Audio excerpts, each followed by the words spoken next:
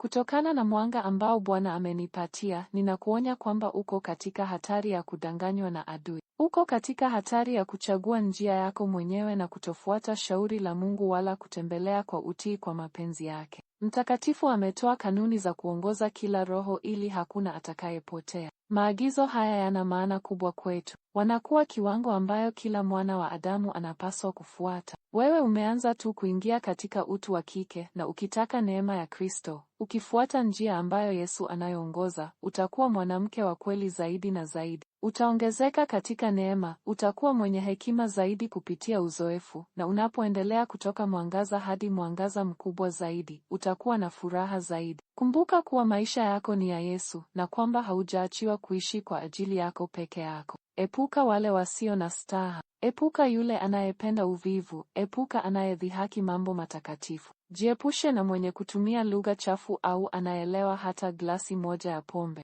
Usisikilize mapendekezo ya mwanamume ambaye hatambui wajibu wake kwa Mungu. Ukweli mtakatifu unautakasa roho utakupa ujasiri wa kujikwamua kutoka kwa rafiki yoyote ambaye unajua haimpendi na haogopi Mungu, wala hajui kanuni za haki ya kweli. Tunaweza kuvumilia udhaifu wa rafiki na ujinga wake, lakini kamwe tabia zisizofaa. Kuwa mwangalifu katika kila hatua unayochukua. Unahitaji Yesu katika kila hatua. Maisha yako ni ya thamani sana kushughulikiwa kama kitu kisichokuwa na maana. Msalaba wa Kalvari unakushuhudia thamani ya roho yako. Tafuta neno la Mungu ili ujue unapaswa kutumiaje maisha yako yaliyonunuliwa kwa gharama kubwa. Kama mtoto wa Mungu, unaruhusiwa kuoa au kuolewa tu ndani ya Bwana. Hakikisha hufuati mawazo ya moyo wako, bali endelea kwa woga wa Mungu. Ikiwa waamini wanashirikiana na wasioamini kwa lengo la kuwavuta kwa Kristo, watakuwa mashahidi wa Kristo, na wakiwa wametimiza ujumbe wao, watajiondoa ili kupumua kati. Kutokana na mwanga ambao Bwana amenipatia, ninakuonya kwamba uko katika hatari ya kudanganywa na adui. Uko katika hatari ya kuchagua njia yako mwenyewe na kutofuata shauri la Mungu wala kutembelea kwa utii kwa mapenzi yake. Mtakatifu ametoa kanuni za kuongoza kila roho ili hakuna atakaye